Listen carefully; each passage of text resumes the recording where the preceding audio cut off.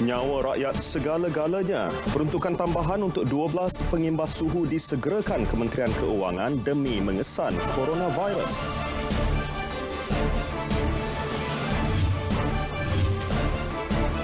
Jawatan Kuasa Bertindak Pemulihan Pelancongan akan ditubuh pantau sektor pelancongan hingga negara bebas wabak coronavirus.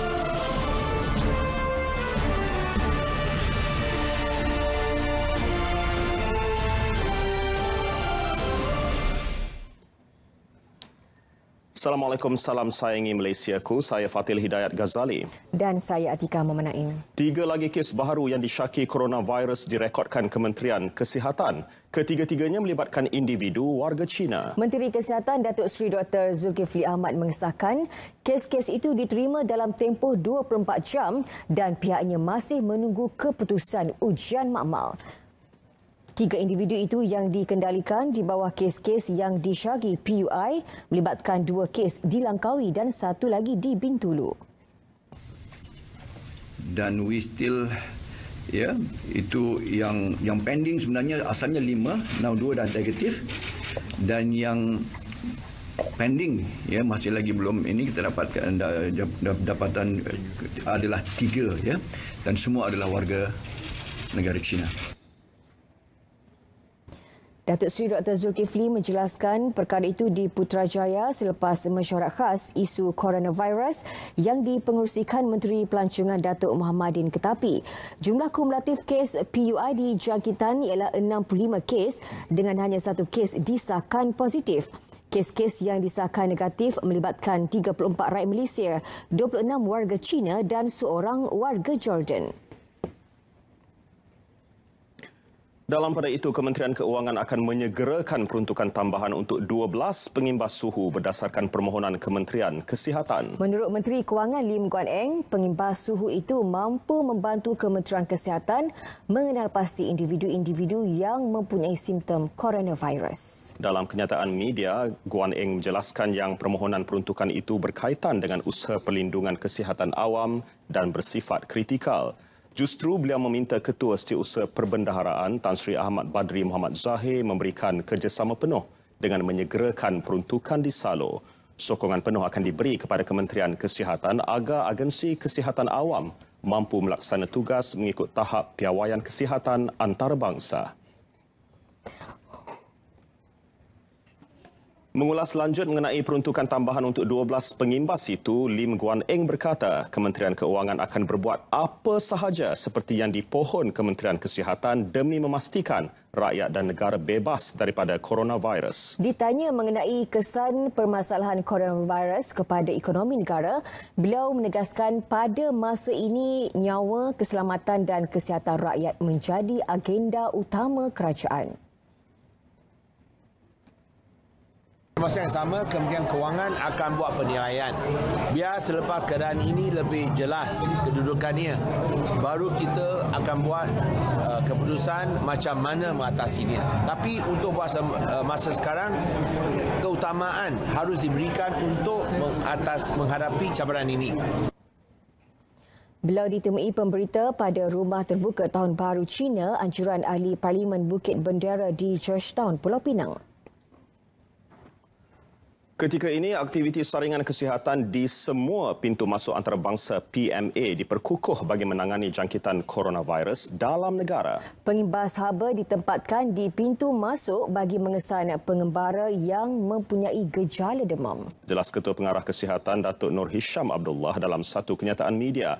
Di Johor sahaja terdapat 6 PMA, 2 daripadanya melalui jalan darat Johor Bahru Singapura iaitu di bangunan Sultan Iskandar dan Kompleks Sultan Abu Bakar KSAB. Sekiranya terdapat pengembara yang disyaki, mereka akan diperiksa selanjutnya di bilik saringan kesihatan dan dirujuk kepada pasukan perubatan penyakit berjangkit Hospital Sultanah Aminah Johor Bahru untuk pemeriksaan lanjut. Satu laluan khas imigresen bagi pengembara yang berasal dari China turut diwujudkan. Tahun lalu jumlah pengembara dari China yang masuk melalui KSAB secara puratanya mencecah 3,500 orang sehari.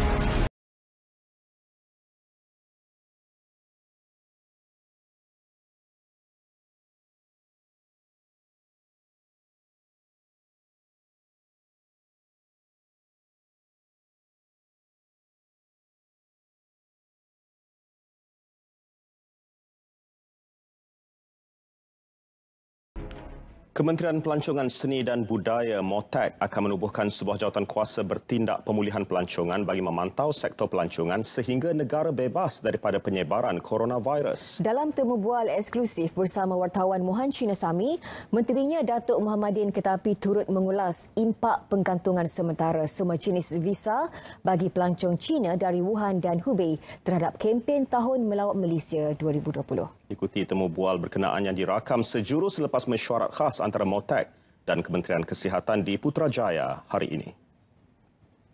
Baik, hari ini telah diadakan satu mesyuarat khas dan sesi taklimat mengenai isu virus novel corona yang telah dipengerusikan bersama oleh Menteri Pelancongan Seni dan Budaya bersama dengan Menteri Kesihatan. Baik, bagi mendapatkan apakah aktiviti yang telah dibincangkan bersama dengan dua kementerian, saya ketika ini bersama dengan Menteri sendiri iaitu Menteri Pelancongan Seni dan Budaya, Datuk Muhammadin Ketapi. Baik Datuk, kita terus pada persoalan Datuk. Mungkin intipati yang telah dibincangkan dalam sesi taklimat dan mesyuarat khas bersama dengan dua kementerian, dan saya juga turut difahamkan bahawa ada satu jawatan kuasa yang ditubuhkan di bawah dengan Kementerian Pelancongan Seni dan Budaya bagi mementras virus ini. Saya telah mencadangkan di mesyuarat pada pagi ini bahawanya satu Tourism Recovery Action Committee ini perlu diwujudkan. Perlu diwujudkan di antara MOTAC dengan industri player ini untuk membincang bagaimana kita boleh memberi penjelasan kepada pelancong-pelancong yang masuk, di samping penjelasan yang telah diberi oleh Kementerian Kesihatan sebentar tadi. So, kita banyak langkah-langkah yang kita akan buat, termasuklah apa yang telah diumumkan oleh Yang Amat Berhormat Perdana Menteri, penangguhan sementara, visa-visa, kemudahan yang boleh selama ini diguna untuk memasuki Malaysia. Dan di samping itu kita yakin sepenuhnya dengan kerjasama pihak berkuasa kerajaan China. Contoh dia macam di Wuhan. Orang di Wuhan ni tak boleh pergi luar. Dan juga di dalam negara dia sendiri pun tak dibenar untuk berjalan sebagai domestic turis. Ini satu langkah yang terbaik supaya virus ini tidak tidak merebak ke lain-lain tempat. So, kalau negara China mempunyai kerjasama bawanya orang di satu tempat di Wuhan tak boleh keluar, dan kita di sini pun sementara waktu kita tangguh kemudahan visa masuk ke Malaysia ni, Kementerian Kesihatan dah keluar dengan dia punya cara-cara untuk mencegah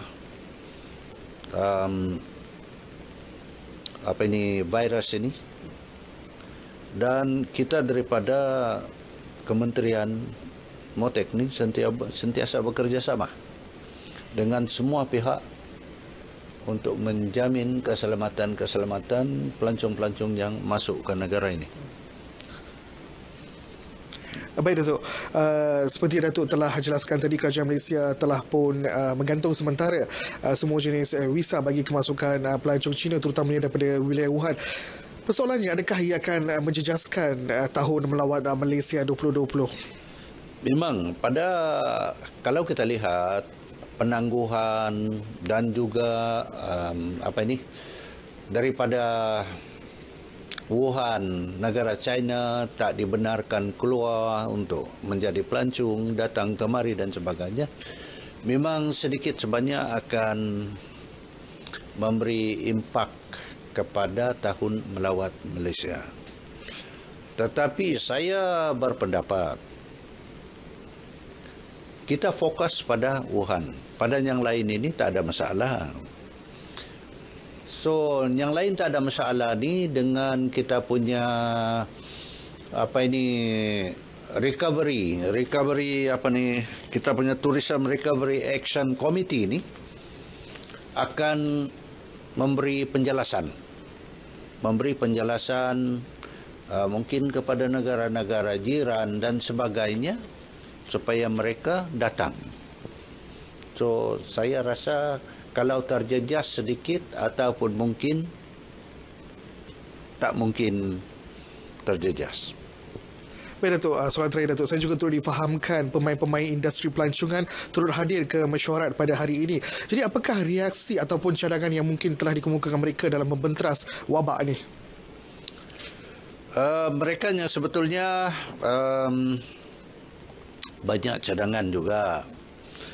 Banyak cadangan daripada mereka supaya mereka ini kita say daripada Malindo Air, daripada Asia, daripada dan sebagainya ni, minta supaya Kementerian Kesihatan memberi bantuan, bukan bantuan kewangan tapi ekspertis dan sebagainya untuk supaya pelancong-pelancong yang ikut yang datang kemari melalui penerbangan masing-masing ini diperiksa dengan betul dan mengguna kemudahan-kemudahan daripada Kementerian Pelancongan untuk pemeriksaan dan sebagainya, dan ini telah dibenarkan Kementerian Kesihatan Malaysia supaya airline ini dibenarkan juga memeriksa penumpang-penumpang yang akan ikut syarikat penerbangan mereka terbang sebagai pelancong mungkin ke Malaysia dan sebagainya. Baik, terima kasih Datuk. Begitulah penjelasan daripada Menteri sendiri, iaitu Datuk Muhammadin Ketapi, berhubung inisiatif yang kementerian akan ambil dalam membenteras virus ini daripada melanda negara kita. Jadi sekian saja laporan saya, kembali ke Angkasa Puri. Menteri Pertanian dan Industri Asas Tani Datuk Seri Salahuddin Ayub pula berkata Jabatan Perkhidmatan Kuarantin dan Pemeriksaan Malaysia MAKIS telah diarah untuk memantau barangan import di pintu masuk negara. Ia sebagai langkah siap siaga dalam mengekang penularan virus tersebut. Saya telah mengarahkan MAKIS, iaitulah badan penguasaan kita, di semua pintu masuk. Paling tidak pun mereka pada hari ini boleh membuat pemeriksaan secara lambang dahulu. Memilih item-item tertentu seperti daging ataupun buah-buahan secara lambang dahulu, walaupun tidak ada fakta yang menunjukkan berlakunya transmission ini melalui makanan, tetapi itu sebagai langkah prevention. Setakat ini, tiada import membabitkan produk dari bandar Wuhan, China dibawa masuk ke Malaysia.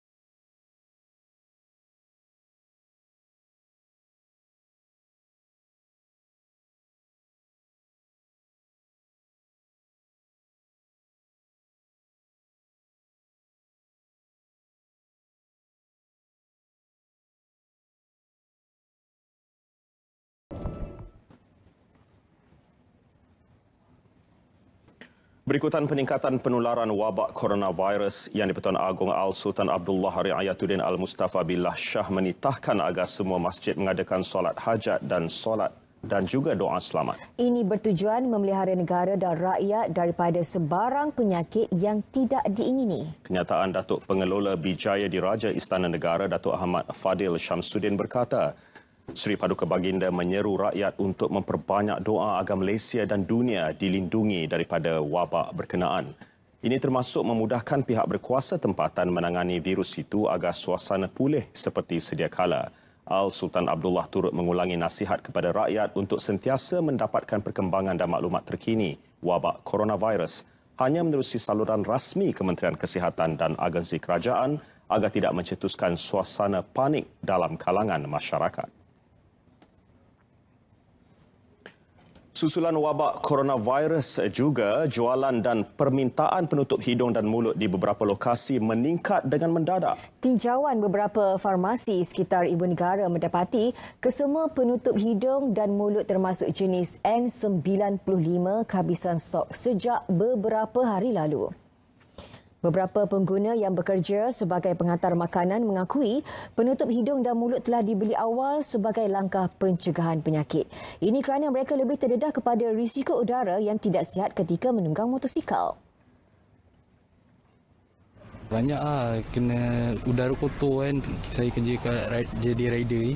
So dekat luar memang kena pakai mask ni sebab udara. Kalau dari pencegahan awal, kalau dah siap buat motor, katalah kita nak makan, kita kena bersihkan tangan dulu, cuci semua, pakai masker lah. Pekerja sebuah syarikat pengurusan sisa pepejal dan pembersihan awam pula menyarankan orang ramai supaya lebih peka dengan penjagaan kesihatan sepanjang berada di luar rumah. Ramai yang tak pakai sebab mungkin dia tak pandai dah. Katakan tak pandai, tak boleh juga. Tak pandai menilai kesihatan tu macam mana berharganya kesihatan itu. Macam saya ni kerja alam flora tukang sapu-sapu, saya peka tentang kesihatan. Saya takut nanti merebak kan. Sebab kena satu orang yang kena, nanti boleh merebak dengan anak isteri kita semua kan. Itulah sebab saya pakai mask ni. Pakailah penutup hidung dan mulut demi kesihatan kita. Berikutan permintaan mendadak terhadap penutup hidung dan mulut, Kementerian Perdagangan Dalam Negeri dan Hal Ehwal Pengguna akan memastikan bekalannya mencukupi. Menterinya Datuk Seri Saifuddin Nasution Ismail memberi jaminan tidak akan ada peningkatan harga jualan penutup hidung dan mulut kerana ia barangan kawalan. Pihak kementerian kini berhubung rapat dengan pengeluar tempatan selain mengimport bekalan itu dari Eropah.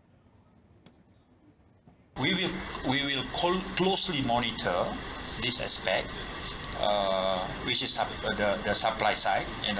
If there is any a basis or any indicators that shows there is a shortage in supply, definitely we will take the necessary action. Including to look into the possibility of looking at every single aspect just to make sure that there is a sufficient supply. Datuk Seri Saifuddin menjelaskan perkara itu dalam sidang media sempena perimpunan bulanan kementerian beliau di Putrajaya.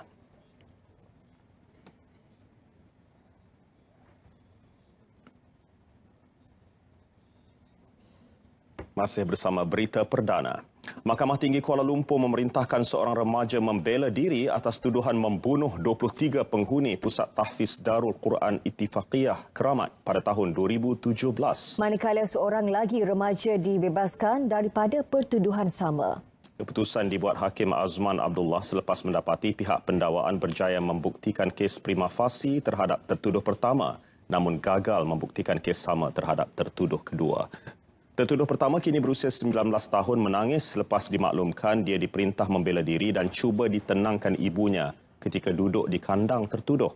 Manakala tertuduh kedua yang juga rakannya kelihatan terpinga-pinga selepas dibebaskan daripada pertuduhan. Perbicaraan bela diri ditetapkan selama 2 hari bermula 2 Mac depan. Seramai 71 saksi memberi keterangan sepanjang perbicaraan. Pada September 2017, kedua-dua remaja itu didakwa bersama membunuh dan menyebabkan kematian penghuni asrama tahfiz terbabit di Kampung Datuk Keramat antara pukul 4.15 dan 6.45 pagi pada 14 Januari. Disebabkan kedua-duanya di bawah umur ketika itu, kes tertakluk di bawah Seksyen 97-1 Akta Kanak-Kanak 2001 yang menghalang mereka dikenakan hukuman mati tetapi digantikan dengan hukuman penjara seumur hidup. 366 juta ringgit dalam bentuk wang dan harta disita PDRM susulan pembongkaran sindiket pengedaran 12 tan kokain bercampur arang batu di Pulau Pinang September tahun lepas. Menurut Ketua Polis Negara Tan Sri Abdul Hamid Badur, Ops Eagle Diamond pula dilancar 16 Januari lepas bagi menyita semua harta suspek sindiket terbabit. Tindakan Jabatan Siasatan Jenayah Narkotik Bukit Aman itu dilakukan terhadap wang tunai milik suspek, wang dalam akaun, saham-saham syarikat, hartanah kenderaan dan barang kemas.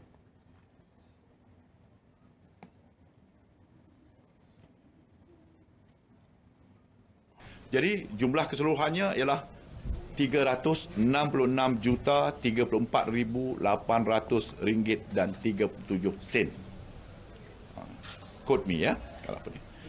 So bagi sitaan-sitaan barang-barang ni tadi ya, kes ini disiasat di bawah Seksyen 3 dan Seksyen 4 Akta Dadah Berbahaya, Pelucut Hakkan Harta 1988. Dalang utama sindiket kini dipercayai bersembunyi di negara jiran. 8 orang telah ditangkap dalam Ops Eagle Diamond, terdiri daripada 2 lelaki warga tempatan, 5 lelaki warga Myanmar dan seorang lelaki warga Cina yang berusia antara 33 hingga 51 tahun. Tan Sri Abdul Hamid menyatakannya selepas melancarkan video korporat dan lagu tema Jabatan Siasatan Jenayah Narkotik di Maktab PDRM Kuala Lumpur. Pengurangan 18% kadar tol tidak akan menyebabkan peningkatan hutang kerajaan dan kerugian kepada pencarum kumpulan wang simpanan pekerja KWSP. Malah Setiausaha Politik kepada Menteri Kewangan Tony Phua menerusi kenyataan media menjelaskan kerajaan akan mendapat penjimatan berjumlah RM42 bilion sepanjang baki konsesi PLAS, manakala pengguna tol akan menikmati penjimatan sehingga RM26 bilion. Penjimatan kerajaan itu merupakan jumlah daripada 3 sumber berbeza. Pertama, pampasan RM26 bilion yang perlu dibayar oleh kerajaan jika kadar tol semasa dibekukan sehingga akhir konsesi sedia ada. Pengiraan mengambil kira kadar tol yang akan dinaikkan 5% setiap 3 tahun. Kedua, pampasan tambahan 14 bilion yang perlu dibayar kerajaan kerana pemberian diskaun tol 18% daripada kadar semasa mengikut konsesi sedia ada. Dan ketiga, hutang semasa tertunggak berjumlah RM2 bilion yang perlu dibayar kerajaan kepada PLAS. Ini membawa kepada penjimatan RM42 bilion ditambah penjimatan tol pengguna berjumlah RM26 bilion. Ini sekaligus menyangkal kenyataan Datuk Seri Najib Tun Razak yang mendakwa kerajaan dan pencarum KWSP akan mengalami kerugian berjumlah RM68 bilion.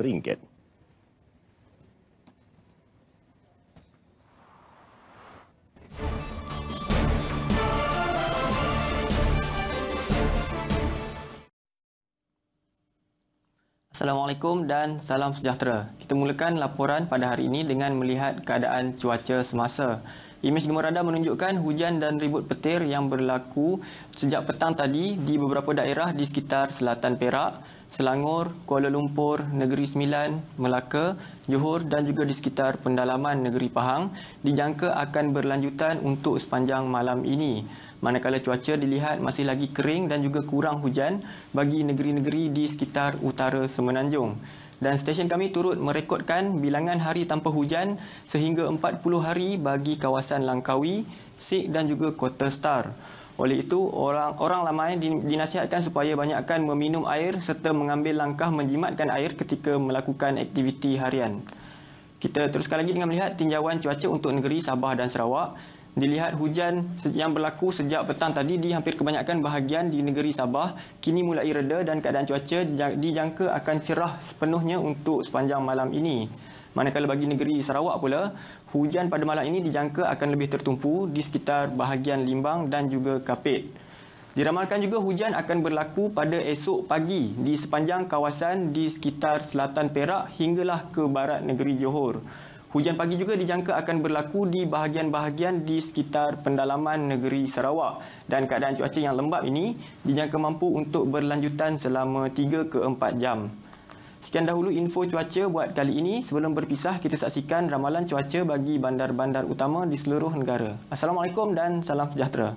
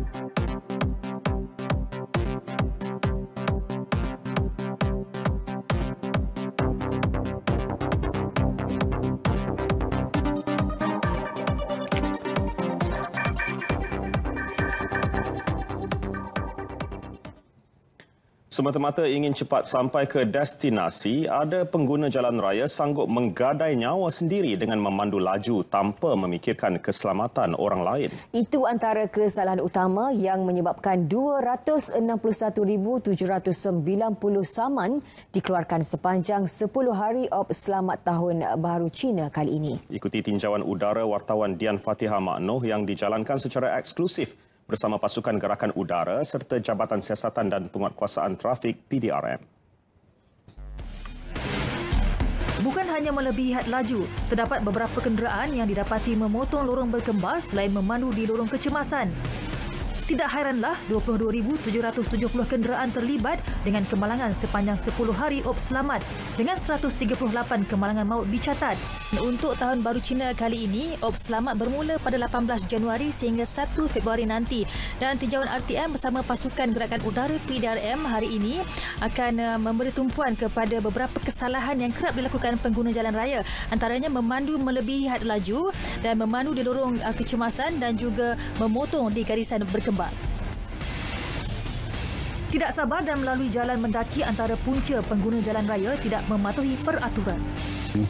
Itu adalah kesalahan-kesalahan yang utamalah yang kami dapati dan kami akan melaporkan kepada Pusat Gerakan Trafik di Bukit Aman untuk tindakan di bawah tindakan undang-undang yang seterusnya. Pengguna-pengguna lebuh raya ni ataupun jalan-jalan raya utama diharap janganlah anda menggunakan lorong kecemasan ini kerana akan mengganggu kenderaan-kenderaan yang lain. Contohnya jika berlaku kemalangan, anda akan menghalang laluan ambulan dan juga pasukan bomba dan penyelamat. Okay. 3 lagi kesalahan lain ialah menggunakan telefon bimbit semasa memandu, tidak mematuhi lampu isyarat dan memotong barisan. Kesemua kesalahan itu boleh dikenakan saman maksimum sehingga RM300. Tinjauan kami menggunakan helikopter Ecoreal AS355N antara Plaza Tol Sungai Besi dan Air di kedua-dua arah mendapati keadaan trafik lancar dan terkawal.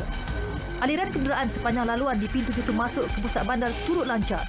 Begitu juga laluan di Plaza Tol Gombak dan Jalan Duta.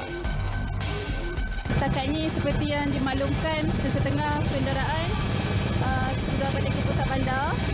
Aliran trafik masih lagi terkawal dan berjalan lancar.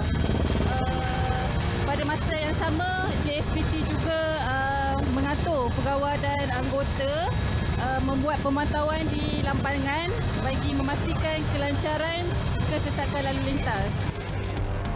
Pemantauan udara JSPT bermula pada 22 hingga 24 Januari serta 26 hingga 28 Januari. Laporan Dian Fatihah Maknoh, RTM. Dalam pada itu, keadaan trafik di Lebuh Raya Utara Selatan Plus menghala ke Ibu Negara mulai sesak hari ini dan dijangka berlarutan hingga tengah malam ini. Selain aliran trafik tinggi, keadaan cuaca semasa juga menjadi antara faktor pergerakan trafik perlahan. Wartawan Fizawati Zainal pula melaporkan.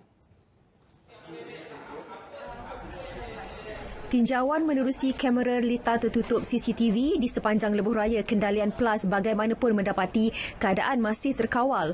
Menurut Ketua Kecemerlangan Operasi Plus Malaysia Berhad, Muhammad Yusof Abdul Aziz, aliran trafik yang tinggi mula dicatat sejak 11 pagi tadi. Kami menjangkakan sebenarnya trafik ini akan berkekalan hingga lebih kurang tengah malam nanti. Kalau berdasarkan trend malam tadi pun sebenarnya trafik hanya bersurai selepas pukul 2 pagi. Jadi kami jangkakan malam ini sedikit awal, mungkin dalam pukul 11 trafik akan mula berkurangan lah. Mengulas lanjut, beliau berkata aliran trafik dijangka lebih tinggi menjelang Sabtu dan Ahad ini. Ia berikutan masih ada dalam kalangan warga kota yang meneruskan cuti Tahun Baru Cina. Pada masa sama, PLUS turut menjangkakan peningkatan aliran trafik selepas cuti sambutan Hari Wilayah Persekutuan Sabtu ini. Bagi memastikan operasi dan perkhidmatan yang diberikan pada tahap terbaik, PLUS telah menambah bilangan petugasnya. Kalau hari biasa maknanya petugas ni kami masih lebih kurangan, sebenarnya lebih kurang 50 orang ke 60 orang, tapi di musim perayaan biasanya kami tingkatkan hingga 30% hingga 80 ataupun lebih. Cuti hujung minggu yang panjang dah sampai ke penghujungnya. Anda yang ingin pulang bercuti semula ke Ibu Negara, pastikan anda mendapat rehat secukupnya. Isi kad tasyenggo anda agar bakinya mencukupi dan yang paling penting patuhi arahan lalu lintas yang telah ditetapkan. Selamat sampai ke destinasi. Fizawati Zainal untuk RTM.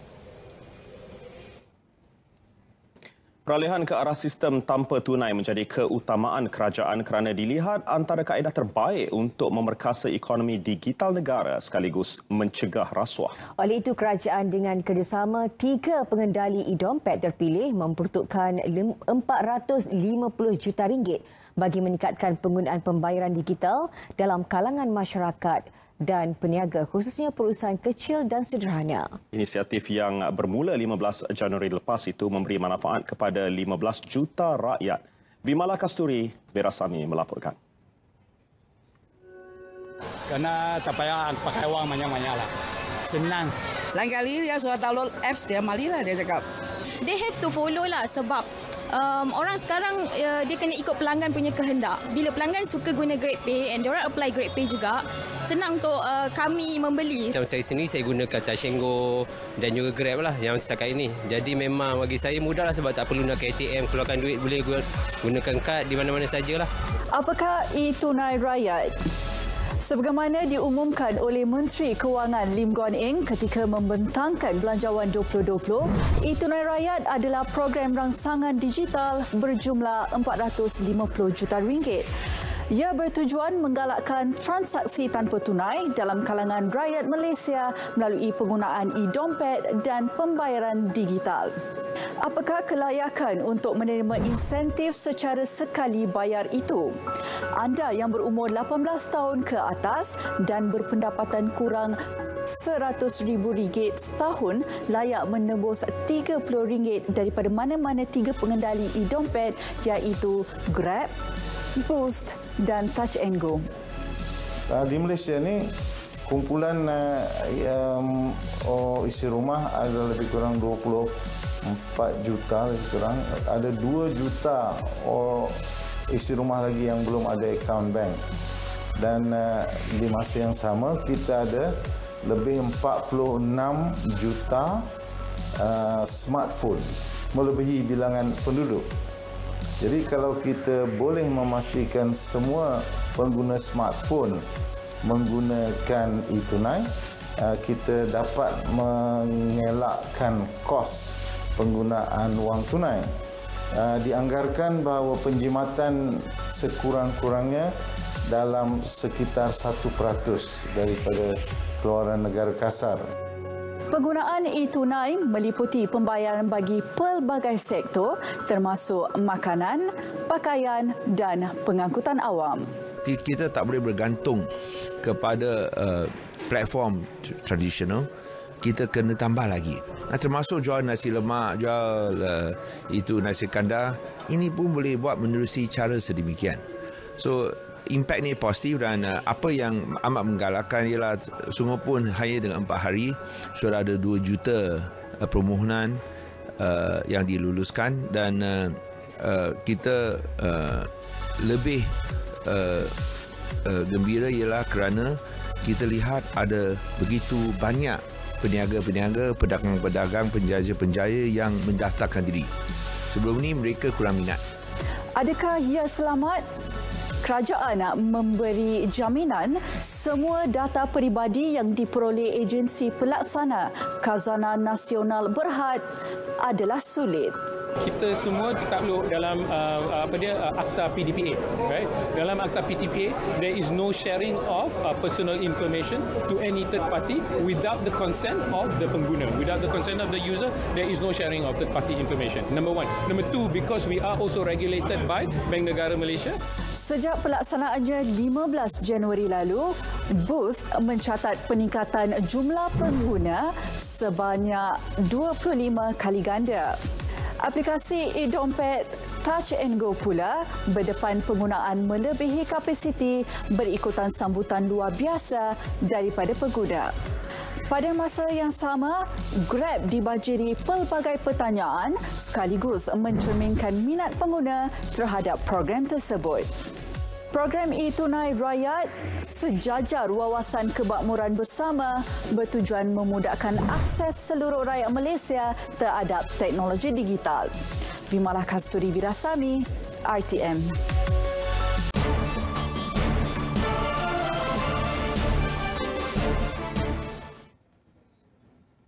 Sebelum paparan diteruskan, sebentar tadi telah masuk waktu solat Fardhu Isyak bagi wilayah Persekutuan Kuala Lumpur dan kawasan-kawasan yang sama waktu dengannya.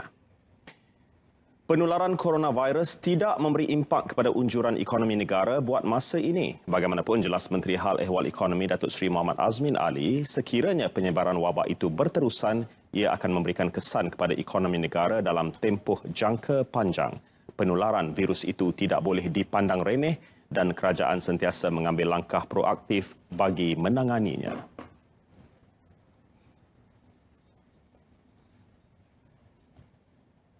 Saya tidak mahu membuat sebarang spekulasi kerana perkara ini satu perkara yang serius yang perlu dipantau oleh agensi dan kementerian yang berkenaan, dan kita akan mengambil maklumat dan nasihat daripada mereka tentang apakah langkah seterusnya untuk diambil. Tumpuan terhadap pergerakan pelancong dari Wuhan dan wilayah Hubei akan dipantau bagi mencegahnya. Selain itu, pergerakan makanan import turut akan diperhalus bagi menjamin kebersihan dan keselamatan. Datuk Seri Azmin ditemui media selepas majlis pemeteraian kerjasama strategik antara Petronas dan Agrobank bagi program memerkasa B40 di Ibu Negara.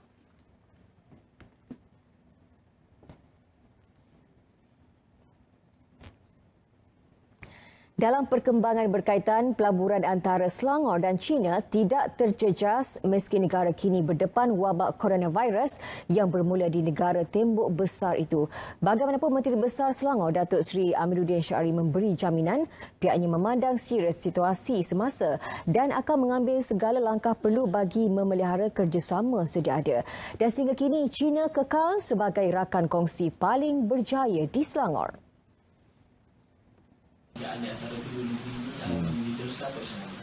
Ya, pelaburan saya kira dia tidak berkait langsung, walaupun memang ada kaitan, tapi dia tidaklah secara langsung tentang penyebaran penyakit.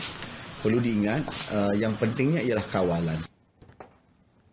Pada 2018, China mencatat sejumlah 3.9 bilion ringgit pelaburan di Selangor.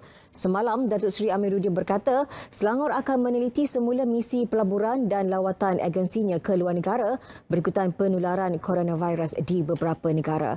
Bercakap kepada media pada program Perkampungan Menara Gading Selangor 2020 di Serdang Selangor, Datuk Seri Amiruddin turut menasihatkan masyarakat untuk mendapatkan maklumat mengenai coronavirus daripada sumber yang sahih.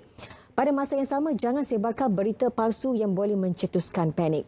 Mengulas mengenai Tahun Melawat Malaysia 2020, Datuk Seri Amiruddin menjelaskan Selangor akan terus memainkan peranannya sebagai pintu masuk utama pelancong asing ke negara ini. Ya, coronavirus nampaknya turut memberi impak kepada sukan berbasikal kabarnya. Dan untuk perkembangannya, kita langsung saja bersama Fazli Ibrahim. Silakan Fazli.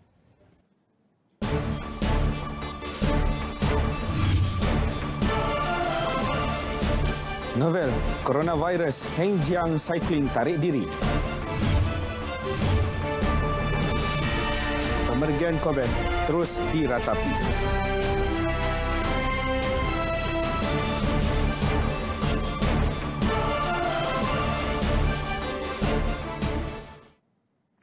Betul kata Fatih tadi. Okey, segmen sukan kita mulakan dengan sukan berbasikal. Penganjur jelajah berbasikal tertua di Asia, Petronas Litwa di Langkawi 2020 Human Voyage akan memastikan langkah-langkah keselamatan paling ketat diambil dan dipantau rapi melibatkan ketibaan pasukan, pegawai dan petugas media khususnya dari negara China. Bagaimanapun penganjur mengesahkan pasukan yang berpengkalan di China, Heng Jiang Cycling sah menarik diri. Ini susulan kes jangkitan coronavirus atau 2019 nCoV yang sedang melanda negara China khususnya di Wuhan ketika ini.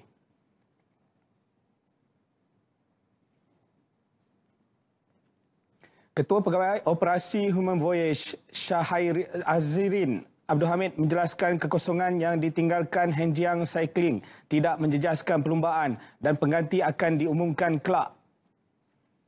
Malam sebab berkenaan dengan isu virus corona ni lah. Asalnya 3 pasukan, Heng Jiang Cycling, Giant Cycling dan Sois Miok Cycling merupakan 3 pasukan dari China yang mengesahkan penyertaan di LTDL edisi ke-25 tahun ini. Bagaimanapun tidak timbul kerisauan daripada pasukan-pasukan luar selain dari China. Dan juga pihak kementerian juga Kementerian Kesihatan juga telah maklumkan kepada pihak organizer yang setiap pelumba daripada China ni akan membuat satu penapisan lah. Mungkin mereka akan dikuarantin di airport dahulu sebelum dibenarkan masuk. Petronas LTDL 2020 akan membuka tirainya dengan majlis pengenalan rasmi pasukan di Kota Kinabalu, Sabah pada 5 Februari sebelum bermula peringkat pertama dimulakan di Padang Merdeka di Kuching, Sarawak pada 7 Februari. Perlumbaan dijangka berakhir dengan peringkat ke-8 di Pulau Langkawi membabitkan jarak keseluruhan 1,114.9 km yang merentasi 9 buah negeri. Sempena sambutan ulang tahun ke-25, Human Voyage akan turut menganjurkan perlumbaan kriterium antarabangsa di Kota Kinabalu pada 6 Februari serta perlumbaan klasik Malaysia di Pulau Langkawi 15 Februari. Tahap kesihatan dan keselamatan masih terjamin. Itu yang disifatkan Presiden Majlis Paralimpik Malaysia, Datuk Seri Megadi Syariman Zaharuddin, mengenai situasi terkini kesemua atlet Paralimpik negara apabila diutarakan soalan berkaitan coronavirus wabak yang bermula di Wuhan, China. Tambahnya lagi, atlet-atlet kini sedang giat berlatih mengikut jadual yang ditetapkan selain memantau keadaan atlet, terutamanya kesihatan mereka di dalam dan luar negara. Dan so far, insyaAllah dalam mungkin minggu ini, tak silap saya, atau minggu hadapan paling lewat, kami akan ada perbincangan dan mesyuarat dengan pihak ASN untuk tengok jikalau outbreak ini begitu serius, apakah langkah-langkah kita. Dan tapi apa-apa saja pun kita menunggu daripada pihak KKM untuk memberi khidmat nasihat dan juga SOP yang perlu dibuatlah.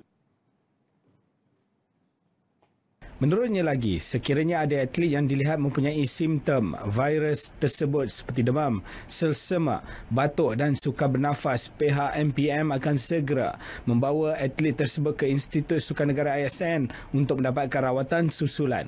Selain itu, buat masa ini masih belum ada atlet Paralimpik menyertai sebarang kejohanan di negara berisiko tinggi iaitu China. Dan sekiranya ada, MPM serta-merta akan membatalkan penyertaan tersebut dalam mengelakkan terjadinya perkara yang tidak diingini. Perkembangan skuad Harimau Melaya. Skuad kendalian Tan Cheng Ho bakal membuat penampilan pertama untuk kelayakan Piala Dunia 2022 dan Piala Asia 2023 tahun ini apabila dijadualkan bertemu Emirates Arab Bersatu UAE di Stadium Al Maktoum, Dubai pada 26 Mac 2020. Perkara itu disahkan Konfederasi Bola Sepak Asia AFC hari ini dengan Harimau Melaya juga bakal membuat penampilan kedua berdepan Vietnam di Stadium Nasional Bukit Jalil 5 hari selepas perlawanan bertemu UAE. Terdahulu skuad Harimau Melaya akan menghadapi aksi persahabatan antarabangsa bertemu Bahrain di Stadium Khalifa Sports City, Easter Town pada Sabtu 21 Mac 2020. Perlawanan terakhir skuad Tan Cheng Ho adalah bertemu Indonesia dengan merekodkan kemenangan 2-0 dalam aksi pusingan kedua kelayakan Piala Dunia 2022 hasil 2 jaringan Muhammad Safawi Rashid. Persatuan Luncur Ais Negeri Selangor menyasarkan lebih ramai atlet kelahiran negeri itu akan bersaing di Olimpik Remaja Musim Sejuk 2024 di Korea Selatan. Jelas Presidennya Fazil Johan, persatuan telah merangka blueprint meliputi pembangunan atlet muda termasuk kerjasama dengan negara luar. Antara yang telah dirangka adalah program tahunan bersama Institut Sains Sukan India dan Teknologi PUN India serta latihan pusat bersama Pusat Luncur Ais India yang turut dihadiri pemenang pingat emas Olimpik Korea Chong Lee Kyung pada awal Januari lalu.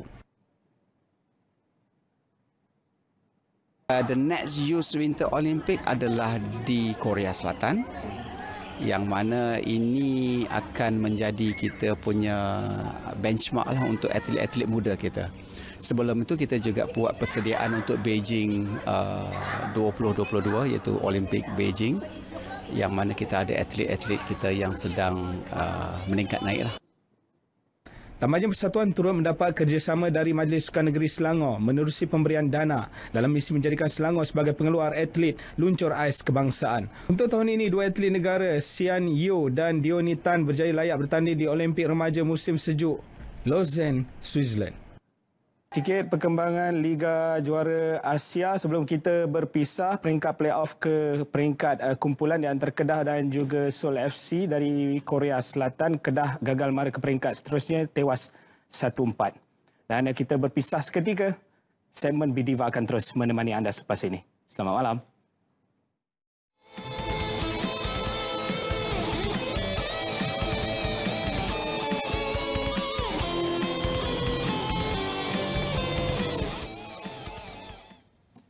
Penderitaan pelakon dan penerbit terkenal era 60-an Sharifah Aminah yang mengalami pendarahan otak dan angin ahmar mendapat perhatian Persatuan Kebajikan Artis Veteran Malaysia dan Yayasan Kebajikan Artis Malaysia. Bagi meringankan bebannya, sumbangan kewangan disalur kepada keluarga beliau.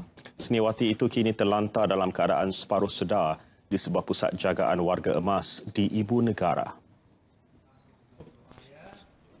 Bulan depan kami akan memberi RM500 pada Kak Sharifah.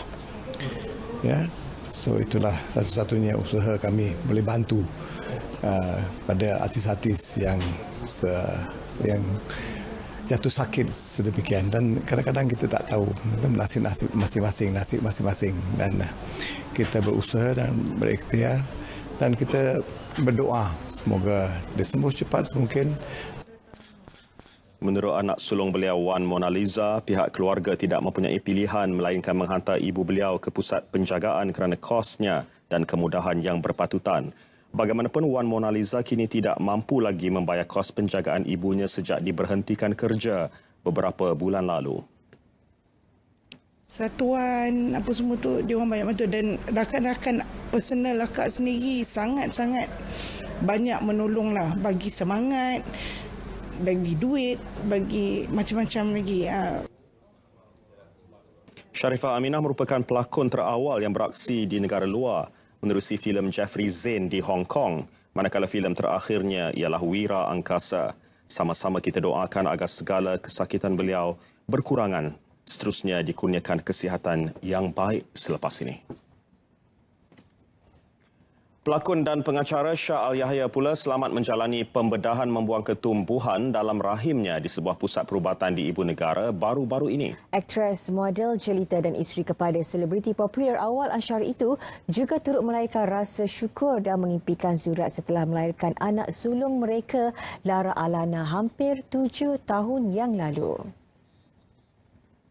Pemilik nama sebenar Sharifah Nur Azian binti Said Mahazir Al-Yahya yang berusia 37 tahun itu dikatakan sering mengalami sakit pinggang dan sakit perut yang berpanjangan ketika datang bulan. Menurutnya sebelum ini pada tahun 2013, Shah pernah menjalani pembedahan yang sama. Namun atas sebab faktor pemakanan, ia menjadi punca ketumbuhan yang terbaru kali ini. Berita perdana edisi hari ini 28 Januari berakhir di sini. Layari Facebook Berita RTM atau muat turun aplikasi RTM Mobile secara percuma di Google Play atau App Store. Semua saluran RTM juga boleh ditonton secara dalam talian di myclick.rtm.gov.my atau di My Freeview 123. Terima kasih kerana setia bersama RTM, jenama diiktiraf paling dipercayai. Assalamualaikum. Salam saini Malaysia.